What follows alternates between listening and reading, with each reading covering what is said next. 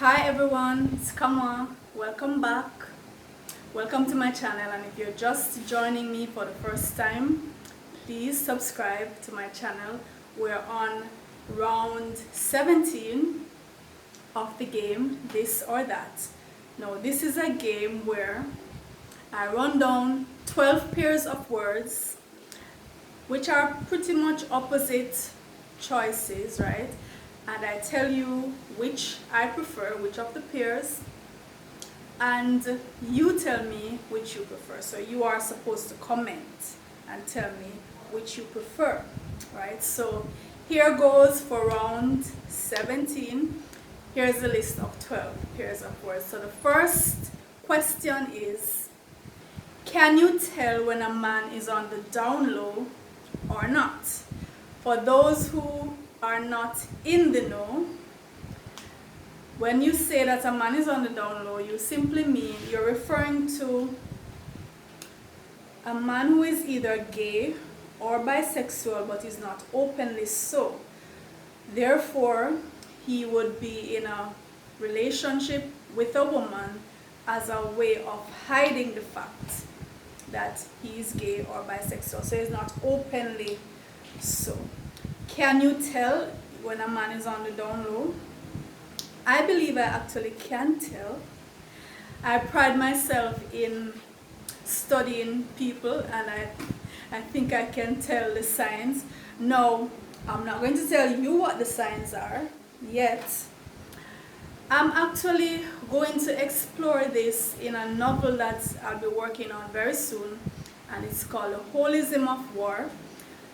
15 signs that you can look for to tell if a man is on the down low. Now this is an issue in the, it's a general issue, and well, I live in the black community, so I'm going to talk about the black community. It definitely is an issue in the black community where many men are on the down low, and it causes problems because when the woman is not aware, then she will not take certain steps to protect herself.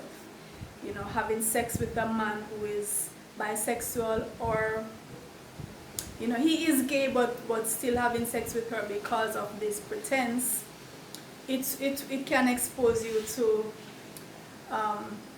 you know, to diseases, to infections, because you're not protecting yourself, right? This person is having anal sex, and you might be having unprotected sex with him because you think that you're his only sexual partner. So it does pose the threat, open you to risk, certain risk, and it definitely is a problem in the community. So look out for that book where I'll expose my so-called, because I know the men are gonna set me straight. I know you guys are gonna set me straight and tell me you are just talking crap. These are not signs of down low. Where you get this from? So look out for those and put me in my place and set me straight.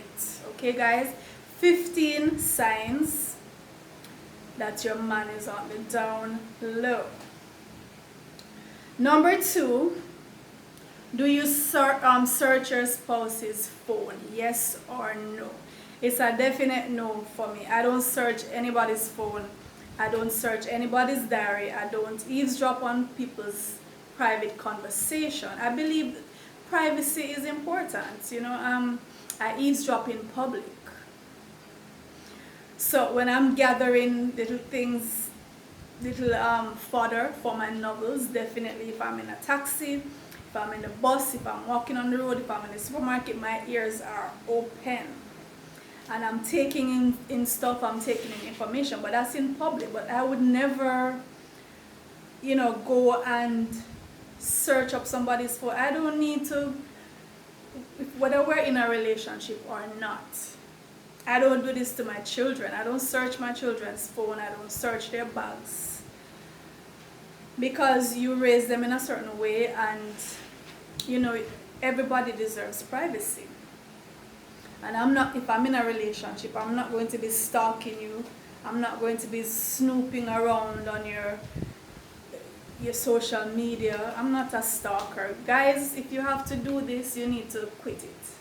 If your relationship is such that you have to be sneaking around and stalking and spying and getting password, and then what is the point? Get a life. Get a life. You know, that's no relationship if you have to do that.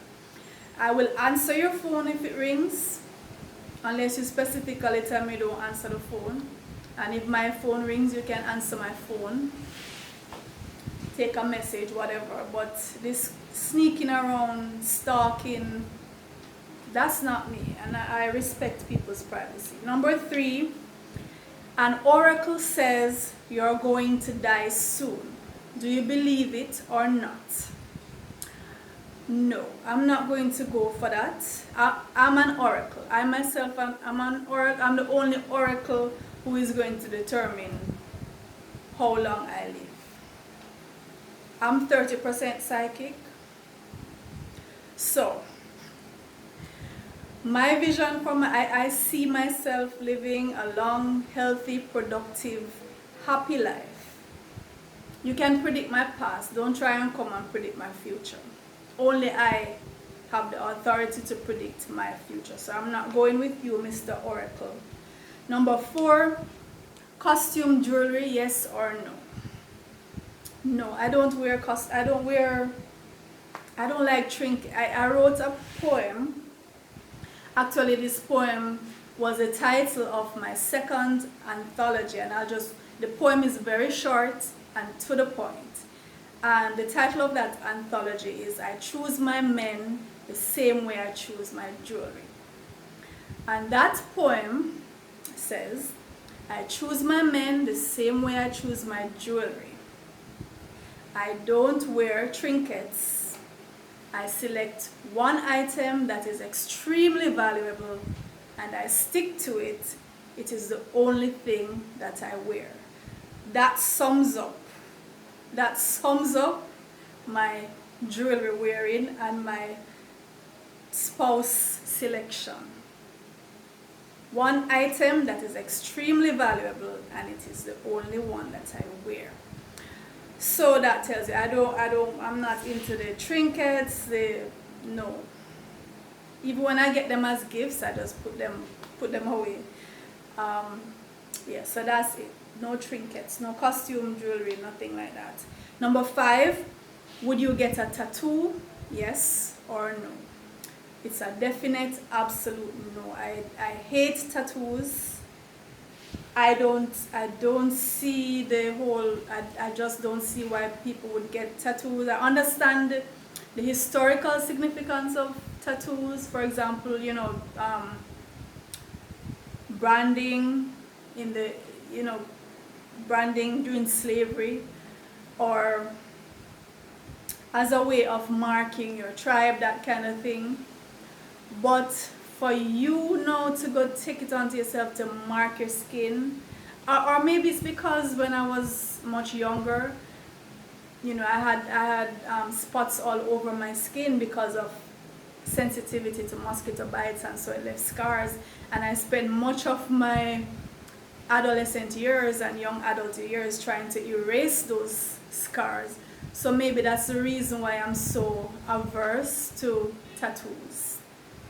I think that's the reason. I'm totally not, no. If you see me with a tattoo, I've been cloned. I've definitely been cloned. It's not me. You can actually say to the person, who are you? What have you done with Kamau? It's not Kamau. I will not get a tattoo. Number 6. Would you date someone who has bleached their skin? Yes or no? No, it's a very deep-rooted problem when somebody is going to bleach their skin, to bleach out the melanin from their skin. To me, it's a clear indication of a psychological problem. You have an issue with yourself, you don't love yourself, you're trying to get rid of the melanin in your skin. So for someone to do that, I definitely could not be with somebody like that.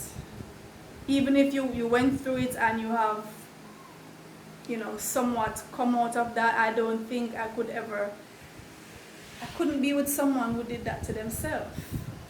I definitely could not. To tamper with, to me, melanated skin is so gorgeous. It's just so absolutely beautiful, and for you to tamper with that, I could not. So number 7, how open are you with your children regarding sex? Are you very open, or you just tell them on a need to know basis? Well, I am very open, extremely open with my children and my students too. Actually, anatomy and physiology is something that I teach my students from they're very young, and I'm very open with them about basic anatomy and the function. And whenever I hear boys, especially because the boys, I find that they have many misconceptions about the female anatomy, and so whenever I hear them say things, I try to clarify. Definitely try to clarify them. Like you'd hear the boys saying things like, a couple years ago I had some male students, 10, 11, and they were talking among themselves, and they were saying girls are nasty because they pee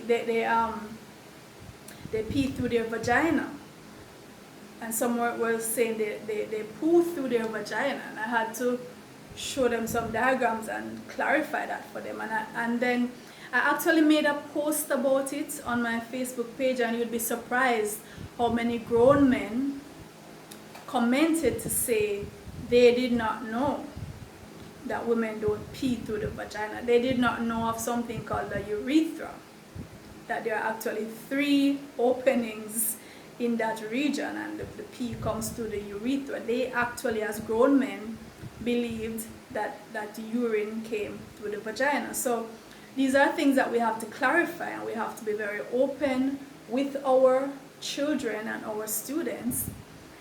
And especially my girls now, I have to let them know that they have, well, boys and girls, but you have to let them know that they have authority over their bodies, and they decide what happens with their bodies. Certain decisions is theirs and theirs only to make. So you have to empower them from they're very young to know these things. So I'm very open. As the questions come in, you answer them, and you answer them to the level that the child is at, but you don't tell them rubbish. Don't tell them rubbish. Be honest with them at the level that you feel they will appreciate the information, right? Once the questions come, they're ready to know. So you just have to taper it to their understanding. Number 8, what's the longest you've gone without intercourse? Is it weeks, months, years? Well, for me, actually, it's years. I was celibate for 5.5 years up until last November. And the relationship I was in prior to that ended in 2014. And I was emotionally drained from that relationship, to be honest. It's the first and only relationship I was in that really drained me like that, emotionally.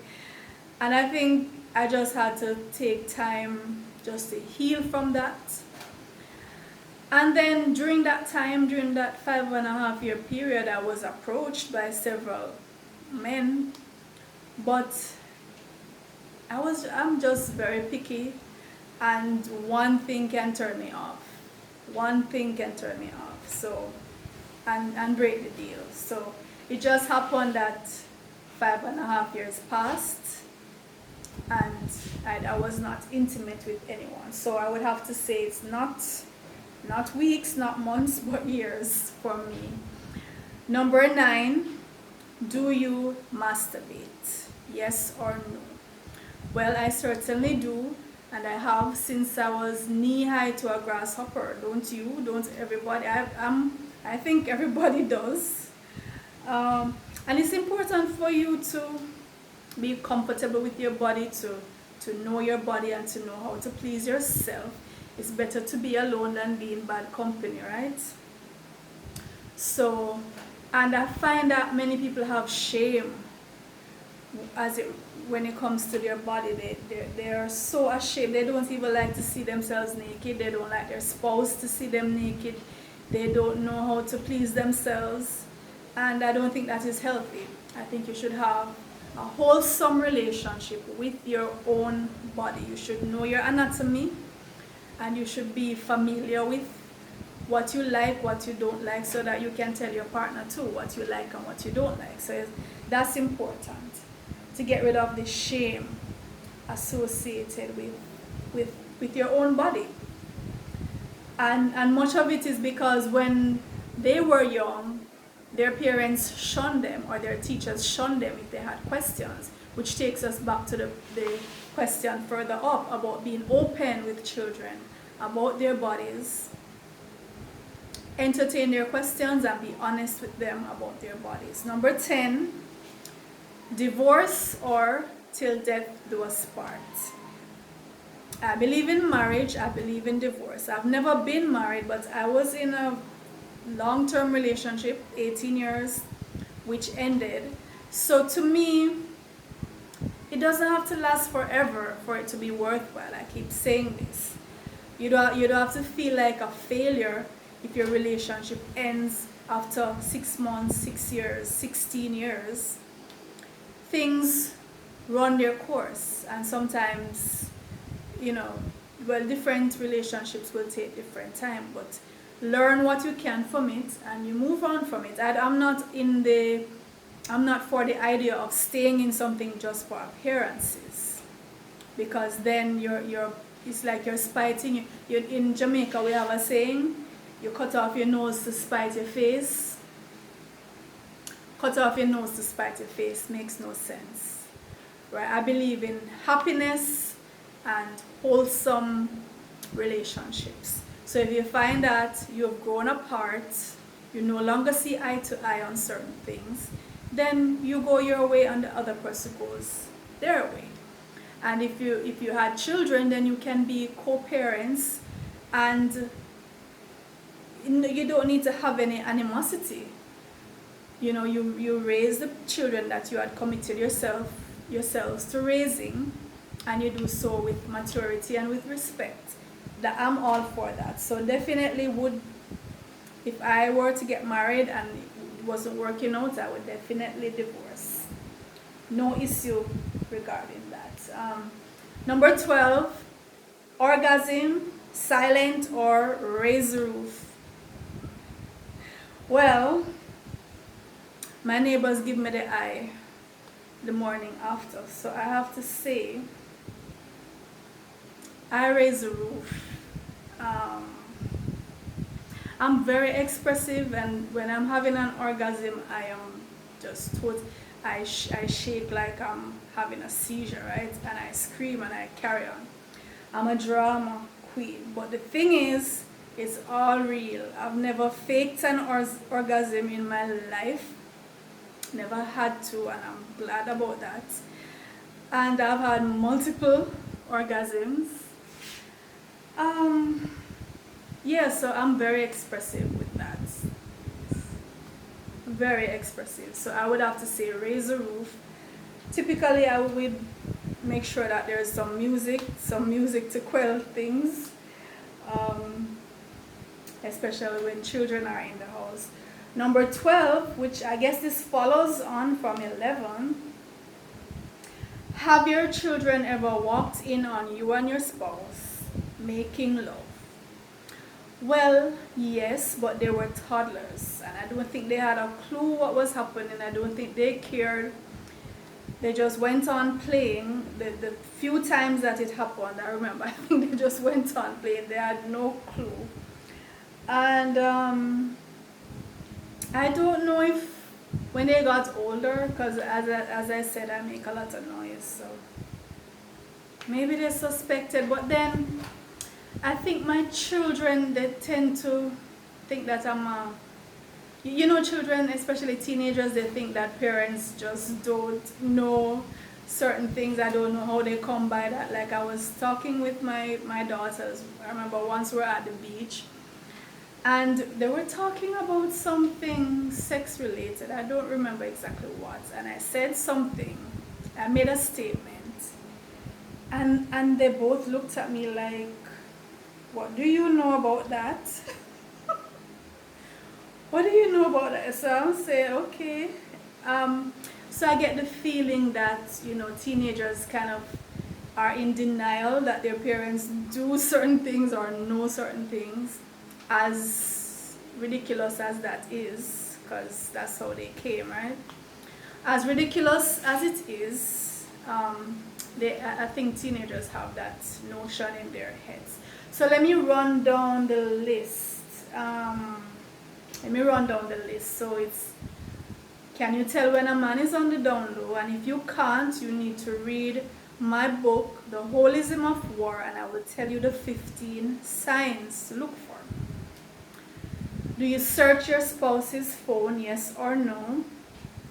If an oracle says that you're going to die soon, do you get your stuff in order? Make sure your will is good. Prepare yourself to die, or do you say, scrap that, scrap that? Costume, jewelry, yes or no? Would you get a tattoo, yes or no? Would you date someone who has bleached their skin, yes or no? How open are you with your children regarding sex? Are you very open or just need to know as they go along? What's the longest you've gone without intercourse? Weeks, months, years? Do you masturbate? Is it divorce or till death do us part? Orgasm, silent or raise the roof? And have your children ever walked in on you having intercourse? Did they know or did they think you were just singing? Those noises you make, they think, my children, they know I love to sing, so they probably thought I was just singing. Alright guys, so please subscribe if you haven't done so, and please look out for part 18. I'll catch you then.